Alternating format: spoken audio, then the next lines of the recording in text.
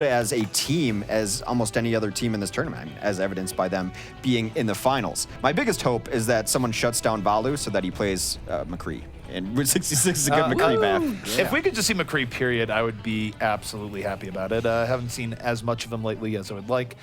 One thing that I think is worth noting here is let's go back to the original narrative, which is that if 1-2-3 was going to take down eUnited, they needed to win control. That was sort of the must-win for them. And the reason was that eUnited is much better on Escort and Hybrid. Right. So now if the pressure is on 1-2-3 in map 1 to take something that they're really good at, it is now shifted where the pressure is on eUnited.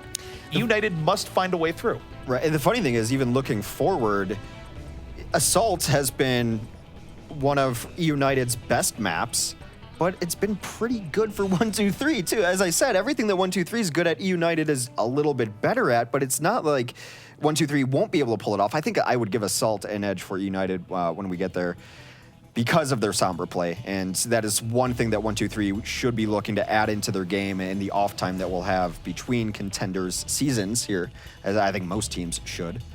And I think we might have to go to a pause. I mean, as much as I love looking at the cave in. I mean, they have color TV, Hex. Do you? Color TV? They make TVs in color now? They have. Crazy. For over 50 years. Probably over 60. I don't know. It's been a while. Well, you know how old I am. All my stories are still in black and white anyway. So, you know, sit down at the I Love Lucy's. Yeah. What was the one at the Archie Bunker?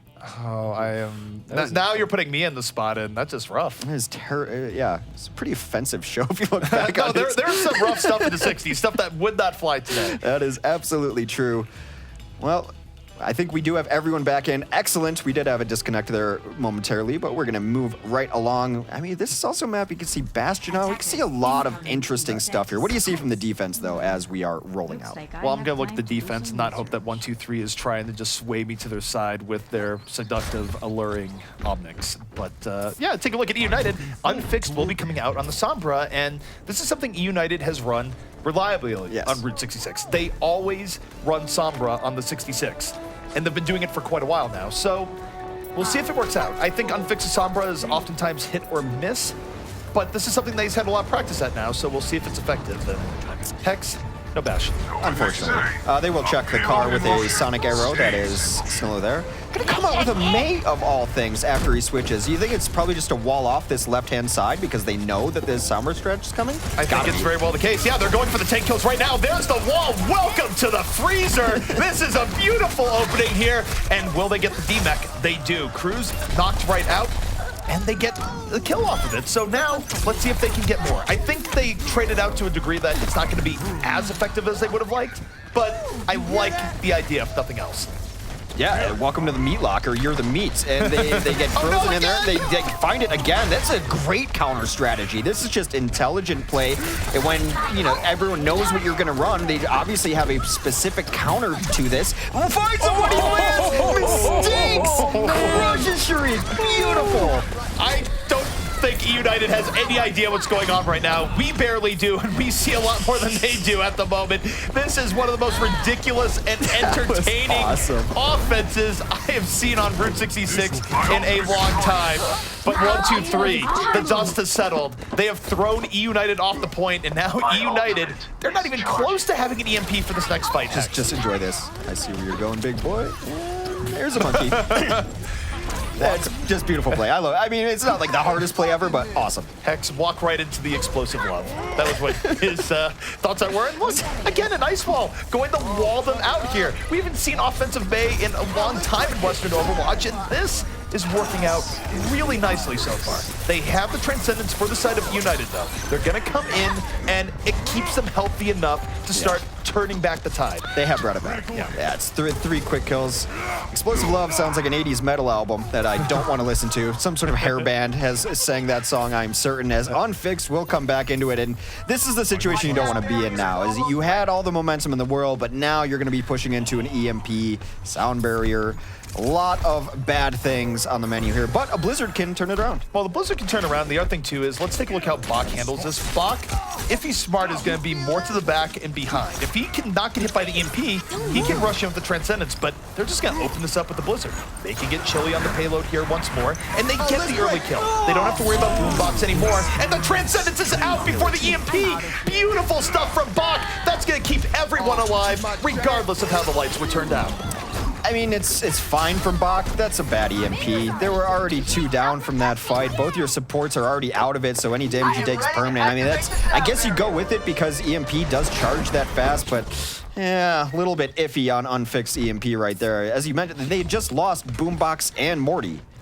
They did, and I think they thought maybe we can pull this back. And I tend to agree. They probably didn't need the EMP there, but the fact that Bach read the EMP was coming and got the Transcend out, that was still a beautiful read to make sure that no shenanigans would be able to happen from that fight. Right. You want to get first point. The Pulse Bomb does come in from Valu, does not end up finding the pay dirt. His Cruz dives in as well, and they've done a great job of catching this aggression has 1-2-3. Every time that eUnited tries to start a fight, they just pick them off one by one. The other thing, too, is that they've really neutralized Volatalia, where they've pressured him with this tank play. They have the EMP come out again, and this time, eUnited is there to deep dive in and make the most of it, but this has been a quieter game for Valu overall. Yeah, well, they're putting the Diva on him as well. He's getting poked down a little by the other Tracer, and then the Diva's primary target, prime objective, is Volatalia, which it should be. It absolutely should be. Another stabilizing kill there, as now eUnited has found their footing on second. One thing I think is real worth noting is that despite how impressive the 1-2-3 offense was, it took a while because they weren't able to do it in one go, and they only have 2.5 minutes to bring this in through second. So eUnited, with their ult advantage, really well can stabilize, but they lose both supports early on. Mistakes makes the backline a deathland, but Cruz goes right back in. It is a world of flankers right now, Hex. We're just living in it. This is totally fine because, yes, they lost probably the fight to it. Actually, they're bringing it back, but they were keeping ultimates while eUnited was throwing ults at them. They will get the last couple of kills. They are going forward. We have a Nano Visor about to be ready. You could nano the Winston as well if you would like. There's a lot of targets as Bach has quietly switched over to Ana, and he's made his way up to a Nano Boost. I think for eUnited, they have to be considering jumping out here with the Transcendence and Sound Barrier and just using support ults to win the day, but that's scary with the options 1-2-3 has. The Pulse Bomb comes out, doesn't connect, but here comes eUnited. They gotta be coming out here soon. They don't want to give this up for free, but they will be running in. Both teams trading out support ult techs. Here we go. Yeah, I'm trying to figure out where that boost is on there. The earlier Pulse Bomb did connect. It actually got Sharik very, very low and slept in the backline is unfixed. Boombox will be one of the first to fall again, which has been a trend this map, which is unsettling for eUnited. Well, you gotta get rid of the problem, and when Boombox is your support and DPS at times, why not focus him? It works out, and 1-2-3, it was a messy fight, but they used their support ult just a little bit better. They tilt it in their favor, and Tonic just zoning unfixed completely out. Gives him no hope of remecking, and 1-2-3. They will roll this into second, and they have quite a bit of time to bring this into last. That's what I like about this team is that they're smart. From the main strategy to open to their target selection. The two people who've been absolutely neutralized has been Boombox and Volatalia. Mistakes, lurking with a Pulse Bomb, looking for a little bit something. Well, Mistakes right now, he was looking for the extra momentum kill there. He was set up, and that could have went well. It's only Boombox's great awareness that really saved him in that situation. But now, next fight is underway. The self-destruct rolling right to the back, and it gets one, but so does Cruz. It's 5v5 as Cruz is about to get a Dragon Blade, and this would be huge for eUnited if he broke out a big Dragon Blade here, but he's quickly running out of time. Blade will come in from Cruz. He's got to try to find something, tries to get the tail end of it. Boombox down yet again. They are so targeting him out. Cruz will also fall. Deniat comes in and takes out Valu. This has been a masterclass in everyone doing their part for 1-2-3. 1-2-3 is just focus firing down the threats here in a way that we haven't really seen be done this effectively before, where Boombox is under immense amounts of pressure, and so is Volatalia. They do not have the room to work with that they normally do. And now Hex 1-2-3 on the verge of punching this one in. They just have a little bit further to go. Unfixed has to just babysit right now. And then not that Boombox needs a babysitter, but they are pressuring him so hard that you have to sit back there. You cannot be losing. The reason that you're probably in the finals as it is, that's a nice pick. Boombox does get the opening kill back in form. They are back in form indeed, and now Boombox holding on to Transcendence, doesn't have to use it here. Will have it for what could be the final fight, so Hex, gonna be another ultimate showdown heading our way. Does appear to be so. The nano visor is ready. We'll see if Unfix can find his way into that when it occurs. Well, now 123 is doubling down there, moving in. Snillo with a nano visor, completely mitigated by the transcendence of eUnited. So that ultimate trade out works out well, but it's mistakes in the back. Removes the problem of Boombox, and now 123 breaks it down. Blood is in the water, and they are sharks out for their prey.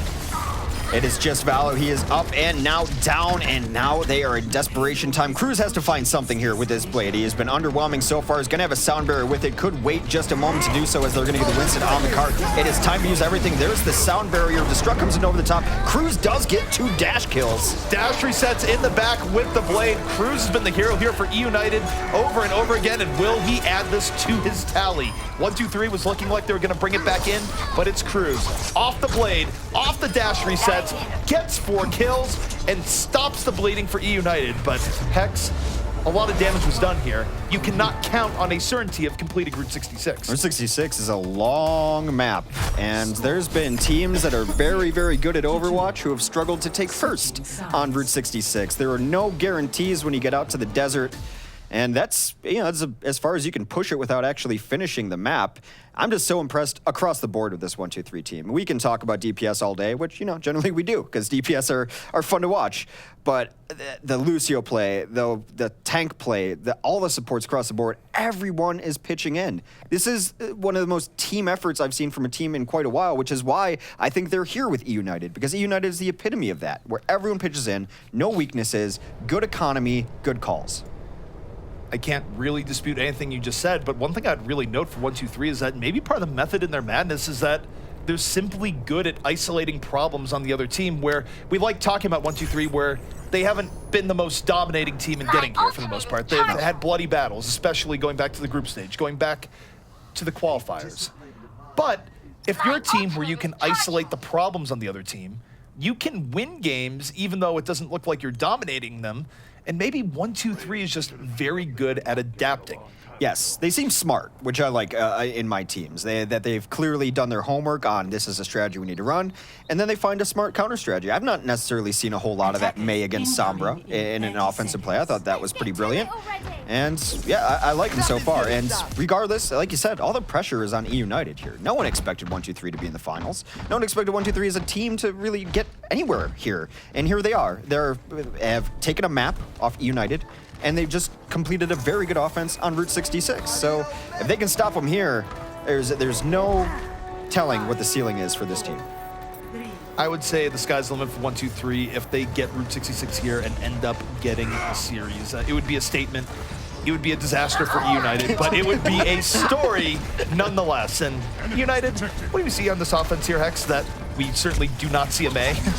No, there is no Mei. It's very standard 2-2-2. Well, they're not going to run a Genji, but 123 doesn't really run a Genji on their defense. Offensively, yeah, it's going to be standard 2-2-2 with a Genji. Right now, 123 playing a little bit safe, not really deep diving in, but holding their ground, not letting the payload go that much further. But meanwhile, look at Sharik just electrocuting everyone up from the top. It's like, by the way, there's Winston back here. And they might have realized it a little bit too late, as now with the early opening kill, eUnited is piling on the momentum, and this is devastating. It is a full-on fight in favor of eUnited. They get every kill in their favor, and 123, they just get steamrolled. Some stall came there towards the end from Codex, so maybe they can get back in here and fight, but Steamrolled is right, and Steamrolled with the chance of snowball, actually, as well, because they absolutely crushed it 6-0 in that fight as far as kills go, and that can just lead to an unstoppable ult machine if United can continue to use their ultimates correctly. This is where it would be great for 123 if they could get an early pickoff here in this fight, but they lose Bach immediately. It goes quite the opposite.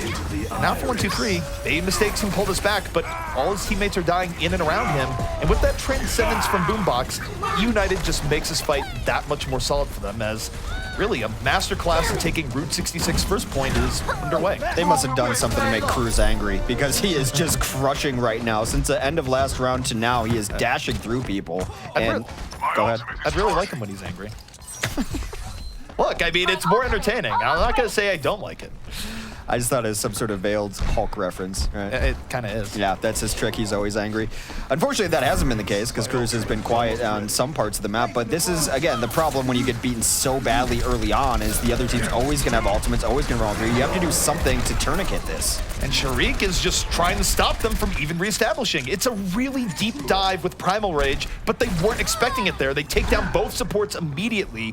Voltaya is there, and it's almost as if the beast has been woken here, Hex. But 1-2-3, again, this is what I like about them. They understand their situation. They're not throwing ults into this one at a time. They're banking them. They know the bad situation they're in. They know that the snowball is rolling downhill their way, and they're waiting to catch it. Here comes the self-destruct to start it off. They have a lot of other ults they can use as this fight continues. Well, the self-destruct doesn't really get much of anything. It doesn't even really zone them out too much. And right as they come through, it's going to be Snillo eating the pulse bomb from Voltaya. So even the re-engage from 1-2-3 right now is running into problems. They have more resources they can throw into this and use the Primal Rage successfully, I might add, to find Boombox. And now they're going to Transcend. This is their moment where they try and retake control of the game. But eUnited throwing ults of their own into this fight. We'll see who goes up when the dust is settled, but Cruz with the blade deep dives to the back. A later sound barrier will give them the sustain they need, and despite Cruz's 2K, I have a feeling that the defense has stabilized here, and it's largely because they were just so smart about their ults. They knew the only chance they had were to use 6, to use them correctly and staggered properly, which they've done all set. They did it again, and this defense has stabilized for 1-2-3. For 1-2-3, how long do you think they have to hold here, Hex, to really bolster their odds for last? I don't know. Can I cheat and say 3 minutes? I mean, that would do it, Hex. That would actually do it by the rules of the game. Thank you. I'm smart. One more fight would be good for them. Now you've got your stabilizing fight. Now you're in a better position, so holding on to another fight would be gravy for them as they, had to use all their ults. So just any sort of vanilla fight. Perfect kill from mistakes there to start this off. Pulse bombs and Winstons go together beautifully if you enjoy Guerrilla Fireworks, which Mistakes kind of does. He's been targeting out Shriek quite a bit here if he can't get to the back line. But now, Hex, both teams are down to Winston. This is going to be more of a 5v5, and here comes eUnited. Boombox and Cruz combining to get right in on that one. They were a little bit out of position because once they lost their tank, they had to scramble backwards. They got killed in the retreat. Self-destruct coming up does not find much. Boombox, of course, is looking for charge shots, as Boombox is wont to do. 2 kills, both supports. That should be eUnited probably taking control of this fight, and thus the points. Well, Tonic has something to say about it. He almost has a Primal Rage, so he could delay this quite a bit. Even though eUnited was looking really strong on clearing this out and still do, the question is, can Tonic buy enough time? It's going to be difficult given the fact that the rest of his team is down and he gives up his life for this delay. I kind of don't think 1-2-3 is going to come back out here. If they do, it's going to be a slaughter, and fortunately for them, well, look at that. Snilla was able to stay alive there. He should have died. The support wasn't there to finish it off. But finally, he does fall, and eUnited is able to punish 1-2-3 a bit. Both these teams play in a similar style, which I find amusing to watch them play against. They're both trying to make the others use ults. That's all 1-2-3 is doing, is they want eUnited to use ultimates in this fight. The delay has been good. eUnited not falling for the trick, though. Well, here's the bigger problem from 1-2-3 is that they bought themselves time, but what was the cost, Hex? Look at eUnited. Yeah. The cost is really obvious, is that eUnited is supercharged. It's not too bad, though, because 1-2-3 was not like using any of the ults that they got when it came up. They don't have the tank ults, but they've got everything else. So as long as they can execute and stagger support ultimates correctly, they should be fine. Like I said, I think these two teams play in similar styles, to be honest. Well, they certainly do. And again, 1-2-3 mistakes to the back line. Not only finds Cruz, but gets Shriek as well. And this was without Pulse Bomb. Just solid mechanical tracer play aided by poke from his team. And anytime you can get a free fight like that without using your ultimates, it's such a huge boon in Overwatch. And 1-2-3, they're going to need to do that maybe 1 or 2 more times if they want to take this map. Big jump in comes in as the self-destruct comes over the top as well. It's going to force out the Transcend from 1-2-3 as they continue this fight. Valor finds himself in trouble, able to rewind out of that blade and barrier in for eUnited. But eUnited, they get the better of the engage right now. Cruz with a tasty 2K into the back, got the targets he was looking for, and eUnited is much healthier than 1-2-3 here. Though 1-2-3 is delaying, this fight not going in their favor and the numbers advantage starting to take its toll. They're going to have to reset here, Hex. Absolutely, and they will make a change. We have a Zarya on the field, a rarity from Snillo. What do you think this is for? I think it's to increase their durability, make it more likely that they can hold on to that point, and if he's lucky, get a Graviton to seal the game. But the problem is Mistakes gets caught. That is not good, and eUnited might be on their victory push right now. A 6v5 opportunity presents itself, and 1-2-3 does not have good positioning here at all. Self-destruct is going to be incoming here. He's going to launch it right over the top. The Winston Bubble comes down and is able to save everyone there. Does buy a little bit of time, though. Snillo might have made this switch a little too late. We'll see if the switch was in fact too late. It's going to be a while to get a Graviton up. I don't think he's going to get a grab up. Yeah, it's not looking good. Tonic is going to go down. It is now a 5 versus 4, but he gets Morty.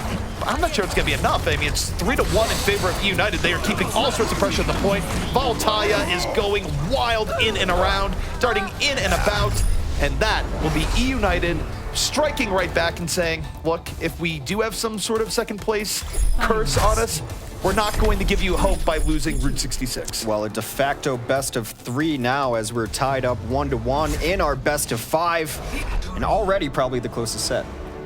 Or best of 7, sorry. Wow, it's been a while since I've mathed. But de facto best of 5 as we are tied up 1-1 in our best of 7. We'll fix it in post. Yeah. Fix it in post, that is the way.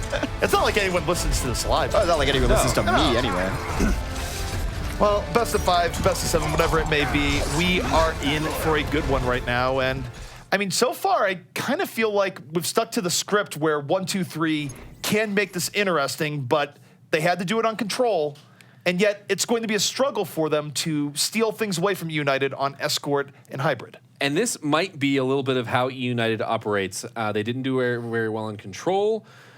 Pull it back a little bit. It was still a little bit closer there on the payload. And then, well, if last time's in any indicator, maybe they've just figured it out. Maybe they were drawing a bead on 1-2-3, and now they've got them in their sights. Because, and the only reason I say that is because we have one example of that in Laser Kittens. But yeah, no, they've tied it up. Now it's a de facto best of 5. So we'll just pretend like they nailed it first try. Yeah, exactly. Yeah, but that means we're going to be going into Assault next. I do want to talk about a few things. First of all, the Mei Mate Locker.